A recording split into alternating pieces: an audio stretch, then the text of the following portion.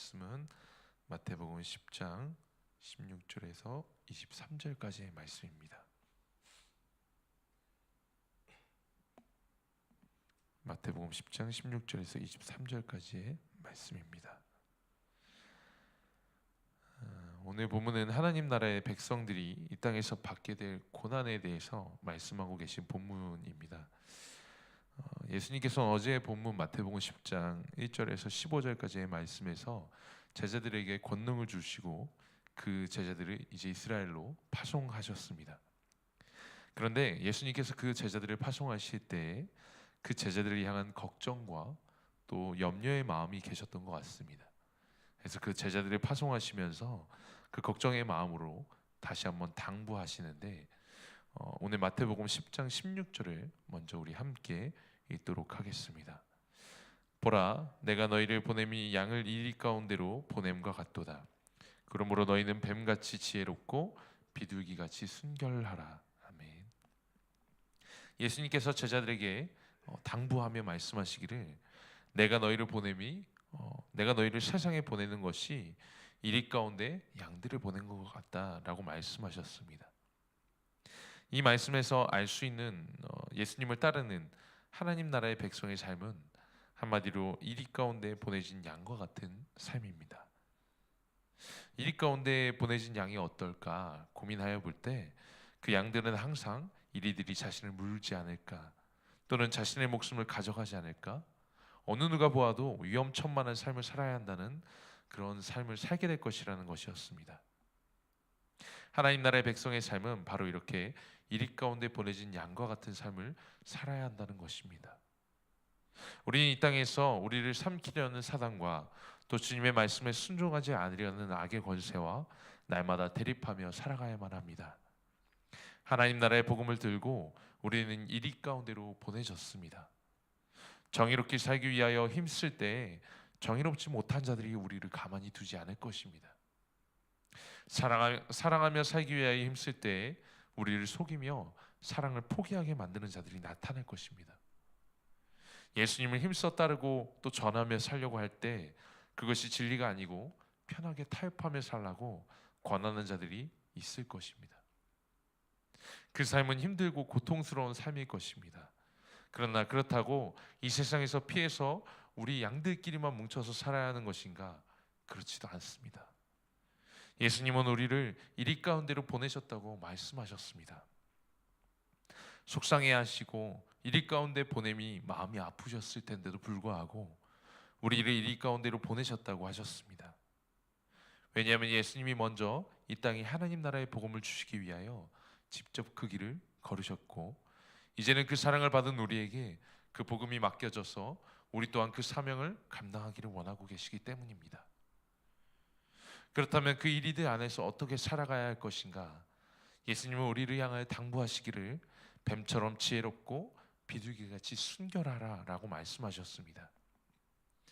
이 땅에서 이리들이 우리를 잡아먹지 못하도록 날마다 우리는 뱀처럼 지혜로워야 할 것이고 또한 그 이리들과 같이 되지 않기 위하여 우리는 날마다 순결하기 위해 힘써야 합니다. 오늘 말씀을 묵상하면서 설 명절인 오늘 왜 우리에게 이 말씀을 주셨을까 고민하였습니다. 이 말씀이 저에게 너무나도 무섭게 다가오고 나는 과연 그 길을 걸어갈 수 있을까 고민하던 중에 저는 그 길을 먼저 앞서서 걸어가고 계신 우리 성도님들의 얼굴이 먼저 떠올랐습니다. 담대히 이리 가운데서도 양으로 살아가시며 지혜롭고 순결하게 살아가고 계신 우리 성도님들의 얼굴이 먼저 생각났습니다. 그리고 저 또한 결단하기를 나 또한 그 길을 하나님 나라의 백성으로서 그렇게 걸어가야겠다고 결단하였습니다. 그리고 설 명절인 오늘 온 식구가 함께 모여 나눌 때에 하나님 나라를 전하는 자로 나아가야겠다라고 결단하였습니다. 오늘 말씀을 들을 때 다시 한번 결단하는 시간이 되기를 소망합니다.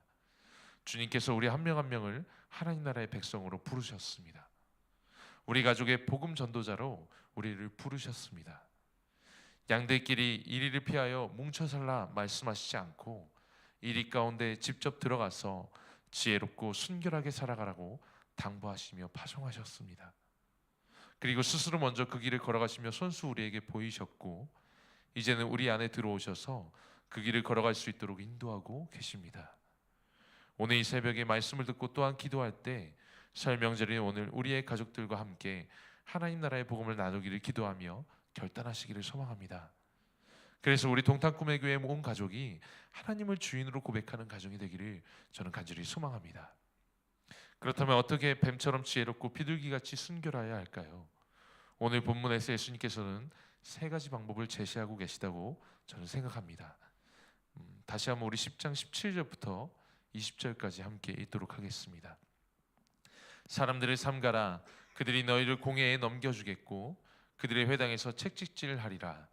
또 너희가 나로 말미암아 총독들과 임금들 앞에 끌려가리니 이는 그들과 이방인들에게 증거가 되게 하려 하심이라. 너희를 넘겨줄 때에 어떻게 또는 무엇을 말할까 염려하지 말라. 그때에 너희에게 할 말을 주시리니 말하는 이는 너희가 아니라 너희 속에 말씀하시는 이 곧 너희 아버지의 성령이시니라. 아멘. 17절부터 20절까지의 말씀에서 저는 두 가지 방법을 먼저 찾았습니다. 첫째로는 삼가라. 둘째로는 증거하라. 첫째부터 살펴보면 첫 번째 삼가라는 것은 쉬운 성경으로 보니 조심하라 또는 주의하라라는 것이었습니다. 이것은 우리가 복음을 전할 때에 핍박하는 자들이 조심하고 주의하라라고 말씀하신 것입니다. 이는 복음을 전하는 데 있어서 효율적으로 전하라고 말씀하신 것과 같이 저는 생각이 되어집니다. 우리는 때로 복음을 전하는 데 있어서 무리하게 전하는 경우를 종종 보게 됩니다. 제가 대학생 때 선교단체에 있었는데 선교지에서 저는 이런 경우를 종종 보곤 했습니다. 또는 듣곤 했습니다. 분명 그 상황에서 복음을 전하는 것이 옳지 않았음에도 불구하고 그들은 하나님께서 말씀하셨다고 여기며 담대히 전하고 그들이 당하는 고난을 하나님을 위한 고난이라고 그렇게 착각하였습니다.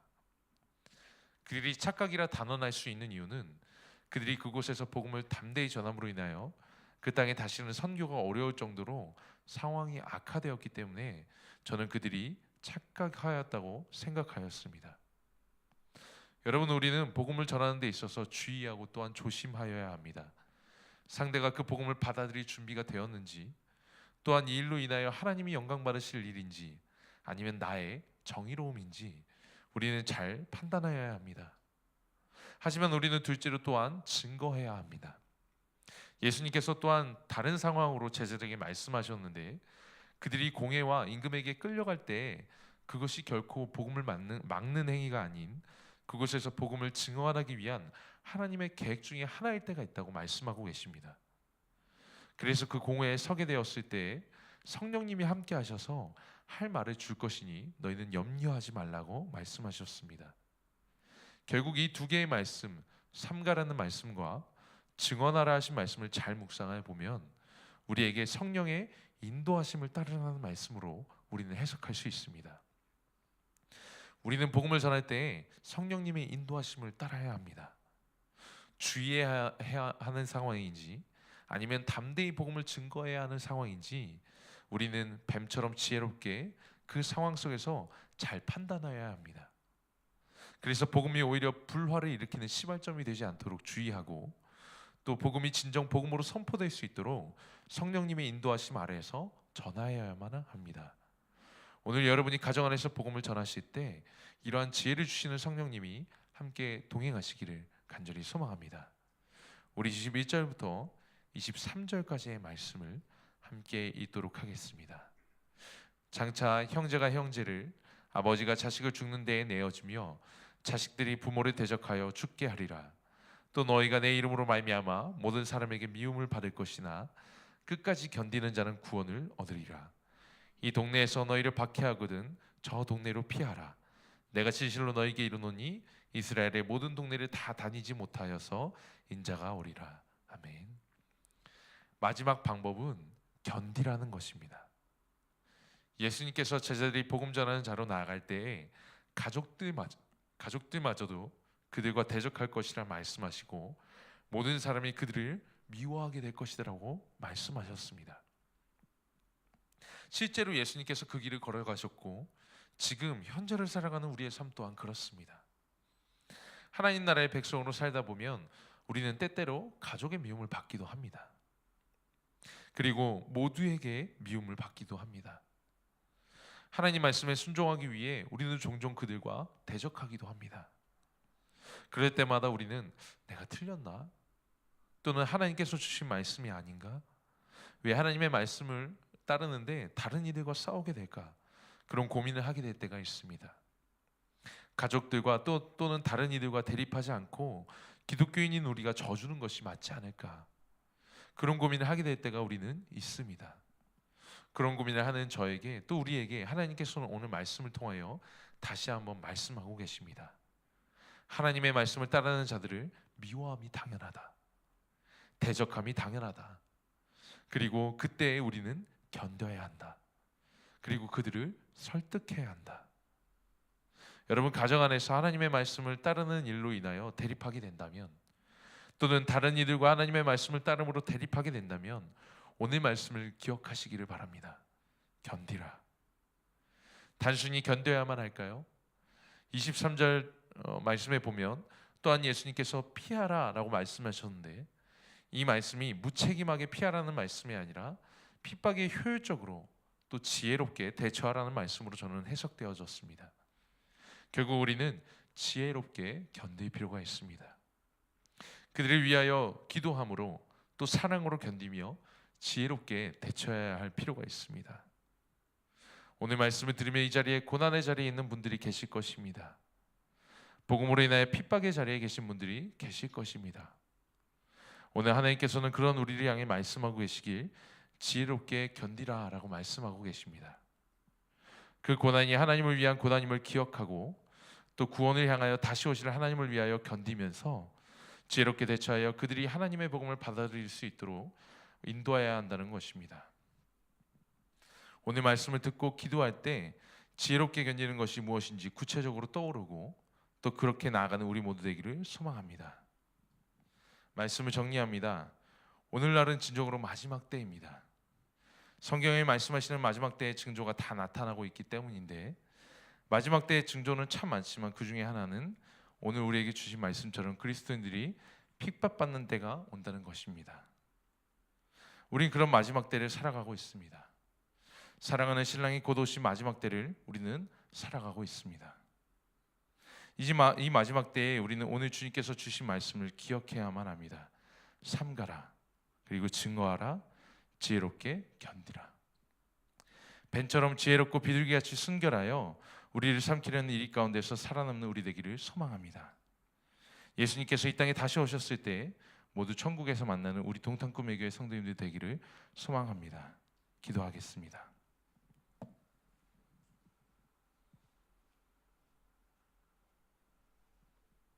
하나님 아버지, 오늘 우리에게 말씀하시기를 마지막 때를 살아가는 우리는 고난을 받고 미움을 받는 삶을 살아갈 것이지만 그 안에서 뱀처럼 지혜롭고 비둘기같이 순결하라고 또한 말씀하셨습니다. 오늘 설 명절 모든 가정에 함께 모여 말씀을 나눌 때 이 말씀을 실천하는 우리 되게 하여 주시옵소서. 뱀처럼 지혜로워서 가정 안에 불화를 일으키지 않으면서 비둘기같이 순결하여 복음을 증거하는 우리 되게 하소서. 그리하여 우리 동탄꿈의 교회 모든 성도님들의 가정은 모두 하나님을 주인이라 고백하는 가정 되게 하시고, 가정을 넘어 동탄 온 지역에, 동탄을 넘어 이 세계에 주님의 복음을 전하는 교회로 사용하여 주시옵소서. 오늘도 우리의 중보해야 할 자들을 위하여 중보합니다. 가족과 함께 기쁨으로 보내야 할 이 명절에 그렇지 못한 자들을 위하여 또한 기도합니다. 병으로 인해, 마음의 상처로 인해 고통당하는 그들이 회복되게 하여 주시옵소서. 우리 이강희와 유준이 그리고 그 외에 아픈 환우들이 깨끗이 낫는 역사가 있게 하여 주시옵소서. 그래야 그들이 각 가정의 복음의 표대가 되게 하시고 그들이 나음으로 말미암아 가정 복음화가 이루어지는 역사가 있게 하여 주시옵소서. 그들을 통하여 가정이 주께 돌아오는 역사가 있게 하시고 그렇게 주님 인도하여 주시옵소서. 오늘 또한 세계의 기아를 위하여 우리는 기도합니다. 기아에 의한 죽음의 위기가 처한 세계 인구가 약 1억이 넘는다고 합니다. 지속적이고 급박한 굶주림의 위기에 처해 있는 많은 사람들에게 국제사회의 긴급한 지원이 이루어지게 하여 주시옵소서. 지속적인 내전과 가뭄으로 피폐해진 예멘과 남수단, 소말리아와 나이지리아 사회 정치적인 상황이 호전되게 하여 주시옵소서. 하나님의 교회들이 가난하고 비참한 처지에 있는 세계 이웃을 품을 수 있는 긍휼의 마음과 실천적 사랑을 행하도록 인도하여 주시옵소서. 오늘의 말씀을 가지고 또 하루를 살아가는 모든 동탄골목교회 성도님들 가운데 성령의 충만하신 인도하심이 있게 하시고 주님과 동행하는 하루 되게 하여 주시옵소서. 예수님의 이름으로 기도합니다. 아멘.